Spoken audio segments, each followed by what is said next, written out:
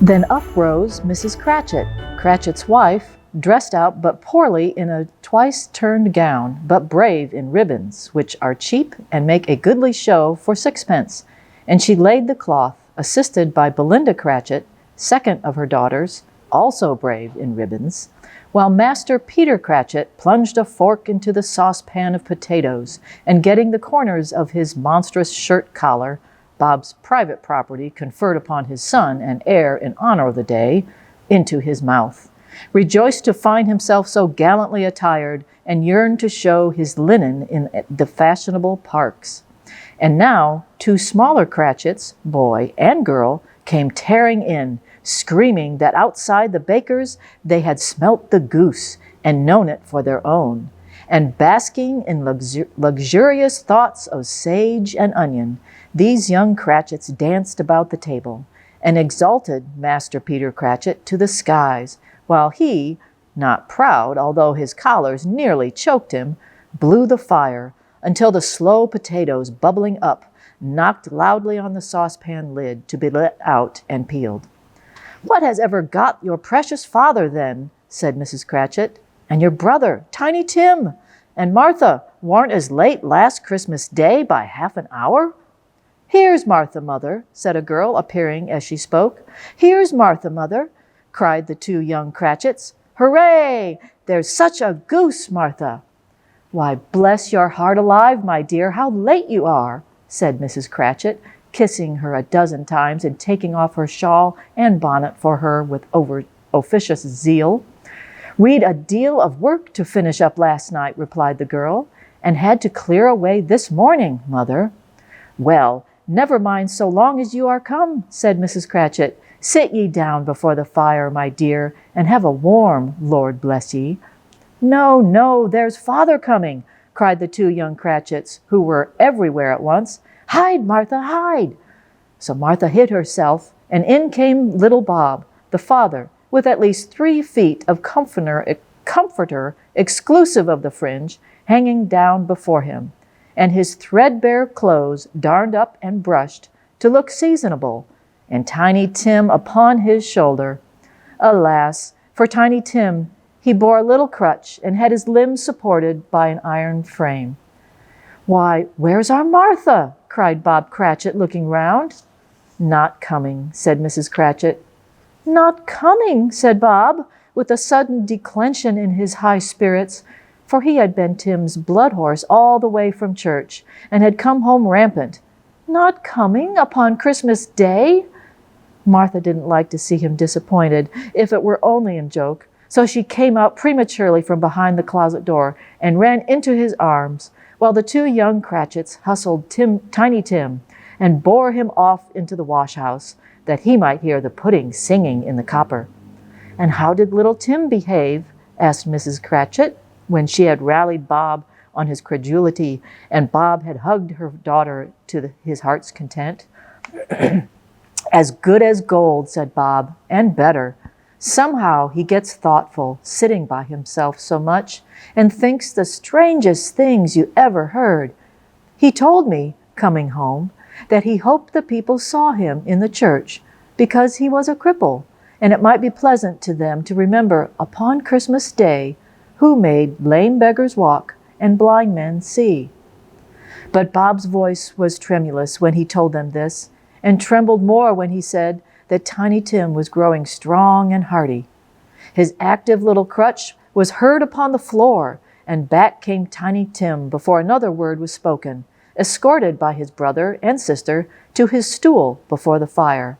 And while Bob, turning up his cuffs as if, poor fellow, they were capable of being made more shabby, compounded in some hot mixture in a jug of gin and lemons, and stirred it round and put it on the hob to simmer, Master Peter and the 2 ubiquitous young Cratchits went to fetch the goose, with which they soon returned in high procession.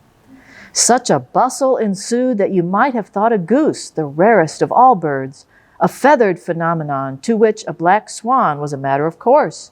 And in truth, it was something very like it in that house. Mrs. Cratchit made the gravy, ready beforehand in a little saucepan, hissing hot. Master Peter mashed the potatoes with incredible vigor. Miss Belinda sweetened up the applesauce. Martha dusted the hot plates. Bob took Tiny Tim beside him in a tiny corner at the table. The two young Cratchits set chairs for everybody, not forgetting themselves, and mounting guard upon their posts, crammed spoons into their mouths, lest they should shriek for goose before their turn came to be helped. At last the dishes were set on, and grace was said. It was succeeded by a breathless pause, as Mrs. Cratchit, looking slowly all along the carving knife, prepared to plunge it in the beast. But when she did, and when the long expected gush of stuffing issued forth, one murmur of delight arose all around the board, and even Tiny Tim, excited by the two young Cratchits, beat on the table with the handle of his knife and feebly cried, "Hurrah!" There never was such a goose. Bob said he didn't believe there ever was such a goose cooked. Its tenderness and flavor, size and cheapness were the themes of universal admiration. Eked out by applesauce and mashed potatoes, it was a sufficient dinner for the whole family. Indeed, as Mrs. Cratchit said with great delight, surveying one small atom of a bone upon a dish, that they hadn't ate it all at last. Yet everyone had had enough, and the youngest Cratchits in particular were steeped in sage and onion to the eyebrows. But now, the plates being changed by Miss Belinda, Mrs. Cratchit left the room alone, too nervous to bear witnesses, to take the pudding up and bring it in. Suppose it should not be done enough? Suppose it should break in turning out? Suppose somebody should have got over the wall of the backyard and stolen it while they were merry with the goose, a supposition at which the two young Cratchits became livid. All sorts of horrors were supposed. Hello! A great deal of steam. The pudding was out of the copper. A smell like a washing day. That was the cloth. A smell like an eating house and a pastry cook's next door to each other, with a laundress's next door to that. That was the pudding. In half a minute, Mrs. Cratchit entered, flushed but smiling proudly, with the pudding, like a speckled cannonball, so hard and firm, blazing in half a quartern of ignited brandy, and bedlight with Christmas holly stuck into the top. Oh, a wonderful pudding, Bob Cratchit said, and calmly too, that he regarded it as the greatest success achieved by Mrs. Cratchit since their marriage. Mrs. Cratchit said that now the weight was off her mind. She would confess she had her doubts about the quantity of flour.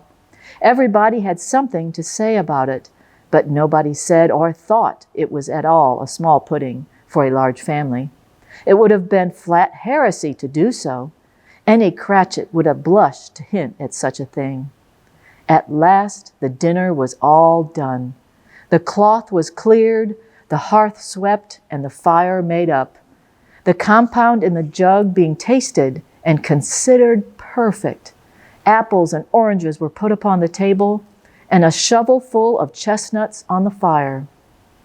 Then all the Cratchit family drew round the hearth in what Bob Cratchit called a circle, meaning a half a one, and at Bob Cratchit's elbow stood the family display of glass, 2 tumblers and a custard cup without a handle.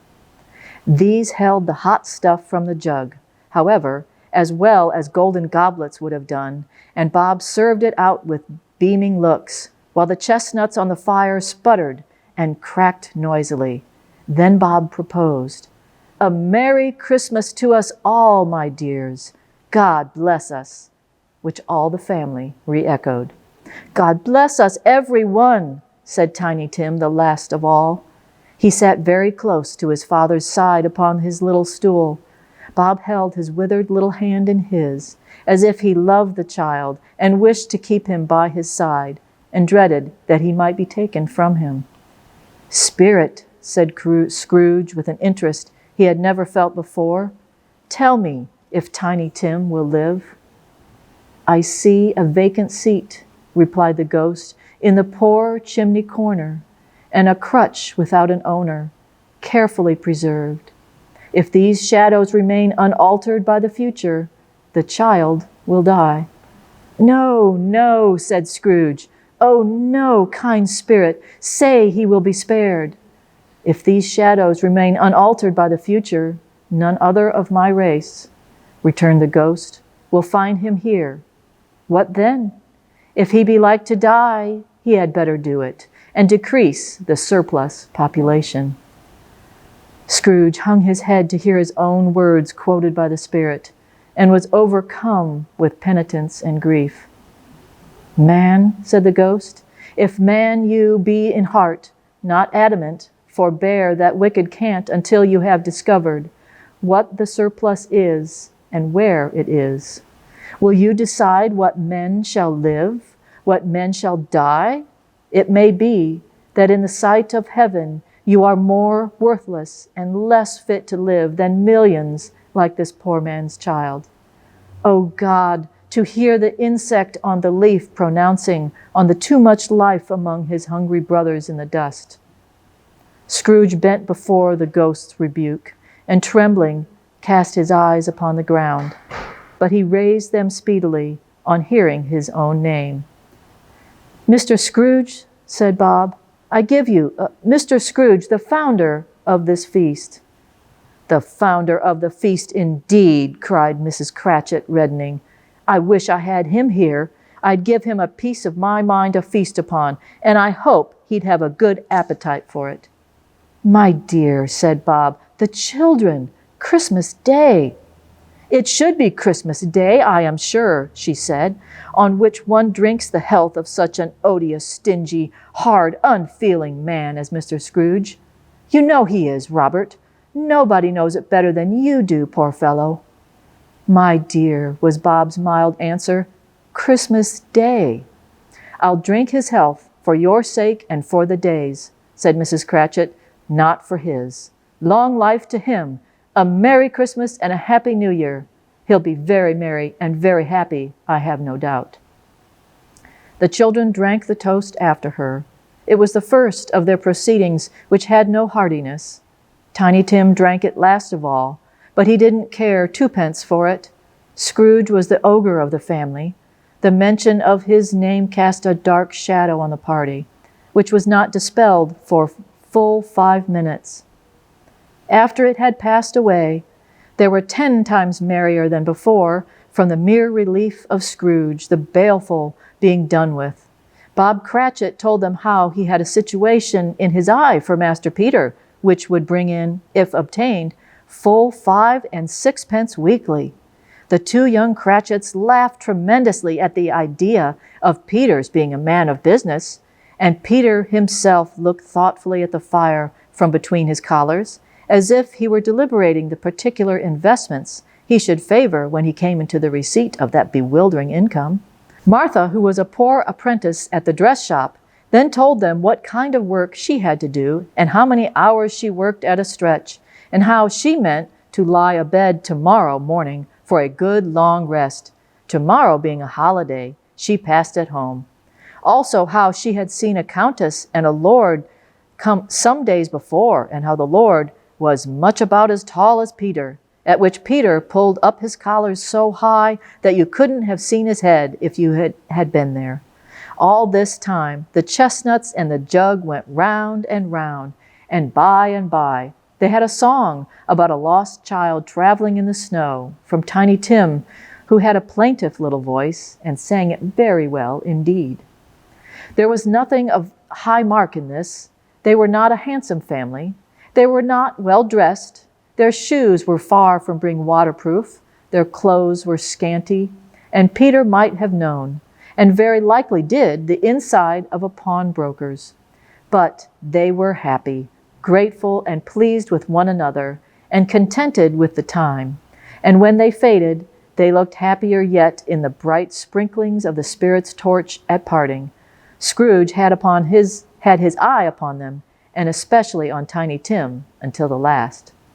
But this time it was getting dark, and snowing pretty heavily, and as Scrooge and the spirit went along the streets, the brightness of the roaring fires in kitchens, parlors, and all the sorts of rooms was wonderful. Here, the flickering of the blaze showed preparations for a cozy dinner, and hot plates baking through and through before the fire, and deep red curtains ready to be drawn to shut out cold and darkness. There, all the children of the house were running out into the snow to meet their married sisters, brothers, cousins, uncles, aunts, and be the first to greet them. Here and again were the shadows on the window blind of guests assembling, and there a group of handsome girls, all hooded and fur-booted, and all chattering at once, tripped lightly off to some near neighbor's house, where, woe upon the single man who saw them enter, artful witches, well they knew it, in a glow. But if you had judged from the numbers of people on their way to friendly gatherings, you might have thought that no one was at home to give them welcome when they got there, instead of every house expecting company and piling up its fires half chimney high. Blessings on it, and how the ghost exulted, how it bared its breadth of breast, and opened its capacious palm and floated on, outpouring with a generous hand, its bright and harmless mirth on everything within its reach. The very lamplighter who ran on before, dotting the dusky street with specks of light, and who was dressed to spend the evening somewhere, laughed out loudly as the spirit passed, though little kenned the lamplighter that he had any company but Christmas. And now, without a word of warning from the ghost, they stood upon a bleak and desert moor, where monstrous masses of rude stone were cast about, as though it were the burial place of giants, and water spread itself wheresoever it listed, and would have done so, but for the frost that held it prisoner. And nothing grew but moss and furze, and coarse rank grass. Down in the west, the setting sun had left a streak of fiery red, which glared upon the desolation for an instant, like a sullen eye, and frowning lower, lower, lower yet, was lost in the thick gloom of darkest night. "Where is this place?" asked Scrooge. "A place where miners live, who labor in the bowels of the earth," returned the spirit. "But they know me. See?" A light shone from the window of the hut, and swiftly they advanced towards it. Passing through the wall of mud and stone, they found a cheerful company assembled round it, round a glowing fire. An old man and woman, with their children and their children's children, and another generation beyond that, all decked out gaily in their holiday attire. The old man, in a voice that seldom rose above the howling of the wind upon the barren waste, was singing them a Christmas song. It had been a very old song when he was a boy, and from the time to time they all joined in the chorus. So surely, as they raised their voices, the old man got quite blithe and loud, and so surely as they stopped, his vigor sank again. The spirit did not tarry here. He bade Scrooge hold his robe, and passing on above the moor, sped. Whither? Not to see? To see. To Scrooge's horror, looking back, he saw the last of the land, a frightful range of rocks behind them, and his ears were deafened by the thundering of water as it rolled and roared and raged among the dreadful caverns it had worn, and fiercely tried to undermine the earth. Built upon a dismal reef of sunken rocks, some league or so from shore, on which the waters chafed and dashed the wild year through, there stood a solitary lighthouse. Great heaps of seaweed clung to its base, and storm birds, born of the wind, one might suppose, as seaweed of the water, rose and fell about it, like the waves they skimmed. But even here, 2 men who watched the light had made a fire, that through the loophole in the thick stone wall shed out a ray of brightness on the awful sea. Joining their horny hands over the rough table at which they sat, they wished each other Merry Christmas in their can of grog, and one of them, the elder too, with his face all damaged and scarred with hard weather, as the figurehead of an old ship might be, struck up a sturdy song that was like a gale in itself. Again, the ghost sped on, above the black and heaving sea, on, until being far away, as he told Scrooge from any shore, they lighted on a ship. They stood beside the helmsman at the wheel, the lookout in the bow, the officers who had the watch, dark, ghostly figures in their several stations. But every man among them hummed a Christmas tune, or had a Christmas thought, or spoke below his breath to his companion of some bygone Christmas day, with homeward hopes belonging to it. And every man on board, waking or sleeping, good or bad, had had a kinder word for another on that day than on any day in the year, and had shared to some extent in its festivities, and had remembered those he cared for at a distance, and had known that they delighted to remember him. It was a great surprise to Scrooge, while listening to the moaning of the wind, and thinking what a solemn thing it was to move on through the lonely darkness over an unknown abyss whose depths were secrets as profound as death. It was a great surprise to Scrooge, while thus engaged, to hear a hearty laugh.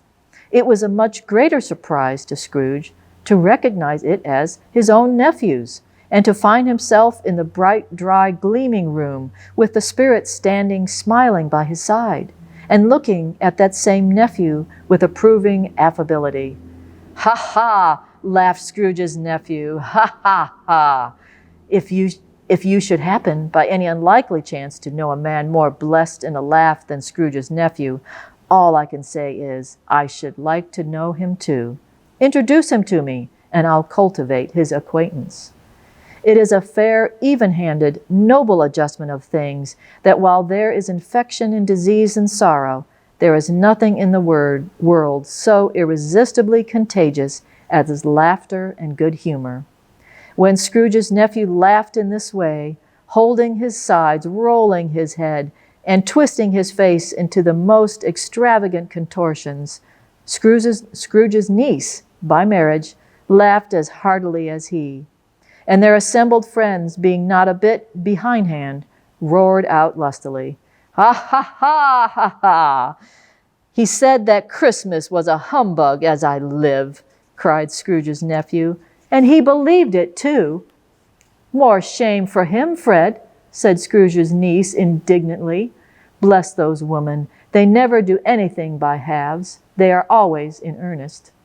She was very pretty, exceedingly pretty, with a dimpled, surprised look, capital face, a ripe little mouth that seemed made to be kissed, as no doubt it was, all kinds of good little dots about her chin that melted into one another when she laughed, and the sunniest pairs of eyes you ever saw in any little creature's head.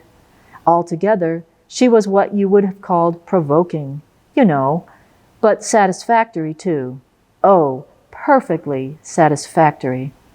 "He's a comical old fellow," said Scrooge's nephew. "That's the truth, and not so pleasant as he might be. However, his offenses carry their own punishment, and I have nothing to say against him." "I'm sure he is very rich, Fred," hinted Scrooge's niece. "At least you always tell me so." "What of that, my dear?" said Scrooge's nephew. "His wealth is of no use to him. He don't do any good with it. He don't make himself comfortable with it. He hasn't the satisfaction of thinking, ha, ha, ha, that he is ever going to benefit us with it." "Well, I have no patience with him," observed Scrooge's niece. Scrooge's niece's sisters and all the other ladies expressed the same opinion. "Oh, I have," said Scrooge's nephew. "I am sorry for him. I couldn't be angry with him if I tried. Who suffers by his ill whims? Himself, always. Here, he takes it into his head to dislike us, and he won't come and dine with us. What's the consequence? He doesn't lose much of a dinner." "Indeed, I think he loses a very good dinner," interrupted Scrooge's niece. Everybody else said the same, and they must be allowed to have been competent judges, because they had just had dinner, and with the dessert upon the table were clustered round the fire by lamplight. "Well, "I'm very glad to hear it," said Scrooge's nephew, "because I haven't great faith in these young housekeepers. What do you say, Topper?" Topper had clearly got his eye upon one of Scrooge's niece's sisters, for he answered that a bachelor was a wretched outcast who had no right to express an opinion on the subject. Whereat Scrooge's niece's sister, the plump one with the lace tucker, not the one with the roses, blushed. "Do go on, Fred," said Scrooge's niece, clapping her hands. "He never finishes what he begins to say. He is such a ridiculous fellow." Scrooge's nephew reveled in another laugh, and as it was impossible to keep the infection off, though the plump sister tried hard to do it with an aromatic vinegar, his example was unanimously followed. "I was only going to say," said Scrooge's nephew, "that the consequence of his taking a dislike to us and not making merry with us is, as I think, that he loses some pleasant moments which could do him no harm. I am sure he loses pleasanter companions than he can find in his own thoughts, either in his moldy old office or his dusty chambers. I mean to give him the same chance every year, whether he likes it or not, for I pity him. He may rail at Christmas till he dies, but he can't help thinking better of it. I defy him. If he finds me going there in good temper year after year and saying, 'Uncle Scrooge, how are you?' if it only puts him in the vein to leave his poor clerk 50 pounds, that's something. And I think I shook him yesterday." It was their turn to laugh now at the notion of his shaking Scrooge. But being thoroughly good-natured, and not much caring what they laughed at, so that they laughed at any rate, he encouraged them in their merriment, and passed the bottle joyously. After tea they had some music, for they were a musical family, and knew what they were about when they sung a glee or catch. I can assure you, especially Topper, who could growl away in the bass like a good one, and never swell on the large veins in his forehead, or get red in the face over it. Scrooge's niece played well upon the harp, and played among other tunes a simple little air, a mere nothing, you might learn to whistle it in 2 minutes, which had been familiar to the child who fetched Scrooge from the boarding school, as he had been reminded by the ghost of Christmas past. When this strain of music sounded, all the things that ghost had shown him came upon his mind. He softened more and more, and thought that if he could have listened to it often, years ago, he might have cultivated the kindnesses of life for his own happiness with his own hands, without resorting to the sexton's spade that buried Jacob Marley. But they didn't devote the whole evening to music. After a while they played at forfeits, for it is good to be children sometimes, and never better than at Christmas, when its mighty founder was a child himself. Stop! There was a first game at Blindman's Bluff. Of course there was. And I no more believe Topper was really blind than I believe he had eyes in his boots. My opinion is that it was a done thing between him and Scrooge's nephew, and that the ghost of Christmas present knew it. The way he went after that plump sister in the lace tucker was an outrage on the credulity of human nature, knocking down the fire irons, tumbling over the chairs, bumping against the piano, smothering himself among the curtains. Wherever she went, there he went. He always knew where the plump sister was. He couldn't catch anybody else. If you had fallen up against him, as some of them did, on purpose, he would have made a feint of endeavoring to seize you, which would have been an affront to your understanding, and would instantly have sided off in the direction of the plump sister. She often cried out that it wasn't fair, and it really was not. But when at last he caught her, when, in spite of all her silken rustlings and her rapid flutterings past him, he got her in a corner whence there was no escape. But when at last he caught her, when, in spite of all her silken rustlings and her rapid flutterings past him, he got her into a corner whence there was no escape, then his conduct was the most execrable. For his pretending not to know her, his pretending that it was necessary to touch her headdress, and further to assure himself of her identity by pressing a certain ring upon her finger and a certain chain about her neck, was vile, monstrous, No doubt she told him her opinion of it when, another blind man being in office, they were so very confidential together, being behind the curtains. Scrooge's niece was not one of the blind man's bluff party, but was made comfortable with a large chair and a footstool in a snug corner, where the ghost and Scrooge were close behind her. But she joined in the forfeits and loved her love to admiration with all the letters of the alphabet. Likewise, at the game of how, when, and where, she was very great, and to the secret joy of Scrooge's nephew, beat her sisters hollow, though they were sharp girls too, as Topper could have told you. There might have been 20 people there, young and old, but they all played, and so did Scrooge, for wholly forgetting in the interest he had in what was going on, that his voice made no sound in their ears. He sometimes came out with his guess quite loud, and very often guessed quite right, too, for the sharpest needle, best Whitechapel, warranted not to cut in the eye, and was not sharper than Scrooge, blunt as he took it in his head to be. The ghost was greatly pleased to find him in this mood, and looked upon him with such favor that he begged like a boy to be allowed to stay until the guests departed. But the spirit said could not be done. "Here is a new game," said Scrooge. "1/2 hour, spirit, only one." It was a game called Yes and No, where Scrooge's nephew had to think of something, and the rest must find out what. He only answering to their questions yes or no in the case it was. The brisk fire of questioning to which he was exposed elicited from him that he was thinking of an animal, a live animal, rather a disagreeable animal, a savage animal, an animal that growled and grunted sometimes, and talked sometimes, and lived in London, and walked about the streets, and wasn't made a show of, and wasn't led by anybody, and didn't live in a menagerie, and was never killed in a market, and was not a horse, or an ass, or a cow, or a bull, or a tiger, or a dog, or a pig, or a cat, or a bear. At every fresh question that was put to him, this nephew burst into a fresh roar of laughter, and was so inexpressibly tickled that he was obliged to get up off the sofa and stamp. At last, the plump sister, falling into a similar state, cried out, "I have found it out. I know what it is, Fred. I know what it is." "What is it?" cried Fred. "It's your Uncle Scrooge," which it certainly was. Admiration was the universal sentiment, though some objected that the reply to "Is it a bear?" ought to have been yes, inasmuch as an answer in the negative was sufficient to have diverted their thoughts from Mr. Scrooge, supposing that they had ever had any tendency that way. "He has given us plenty of merriment, I am sure," said Fred, "and it would be ungrateful not to drink his health.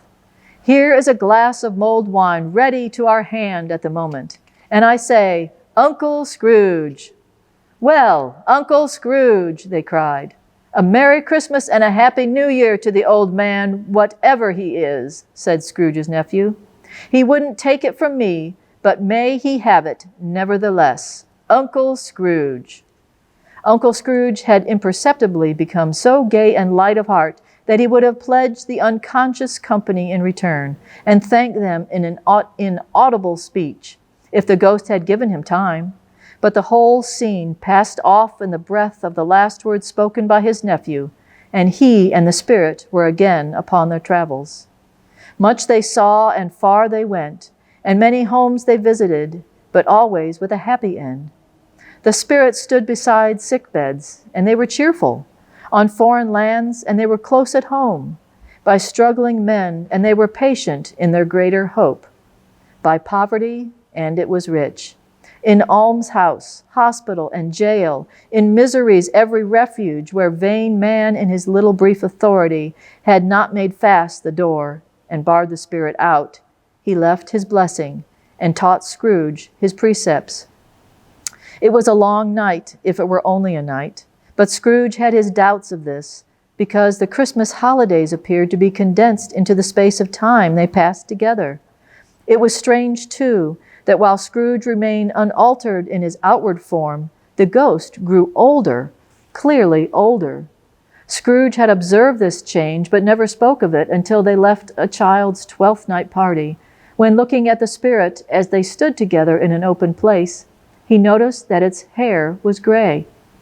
"Are spirits' lives so short?" asked Scrooge.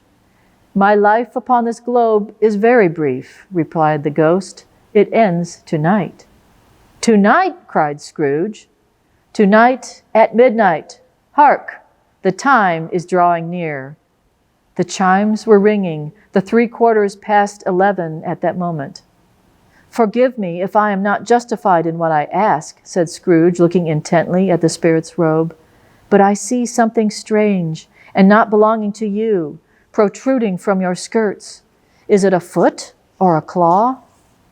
"It might be a claw, for the flesh there is upon it." And the spirit's sorrowful reply, "Look here." From the foldings of its robe it brought 2 children, wretched, abject, frightful, hideous, miserable. They knelt down at its feet and clung upon the outside of its garment. "Oh man, look here! Look down here!" exclaimed the ghost. There were a boy and girl, yellow, meager, ragged, scowling, wolfish, but prostrate too in their humility. Where graceful youth should have filled their features out and touched them with its freshest tints, a stale and shriveled hand, like that of age, had pinched and twisted them and pulled them into shreds. Where angels might have sat enthroned, devils lurked and glared out menacingly. No change, no degradation, no perversion of humanity in any grade, through all the mysteries of wonderful creation, has monsters half so horrible and dread. Scrooge stared back, appalled. Having them shown to him in this way, he tried to say that they were fine children, but the words choked themselves rather than be parties to the lie of such enormous magnitude. "Spirit, are they yours?" Scrooge could say no more. "They are man's," said the spirit, looking down upon them, "and they cling to me, appealing from their fathers. This boy is ignorance. This girl is want. Beware them both, and all of their degree, but most of all beware this boy, for on his brow I see that written which is doom. Unless the writing be erased, deny it," cried the spirit, stretching out its hand toward the city. "Slander those who tell it ye, admit it for your factitious purposes, and make it worse, and bide the end." "Have they no refuge or resource?" cried Scrooge. "Are there no prisons?" said the spirit, turning on him for the last time with his own words. "Are there no workhouses?" The bell struck 12. Scrooge looked about him for the ghost and saw it not. As the last stroke ceased to vibrate, he remembered the prediction of old Jacob Marley, and lifting up his eyes, beheld a solemn phantom, draped and hooded, coming like a mist along the ground towards him.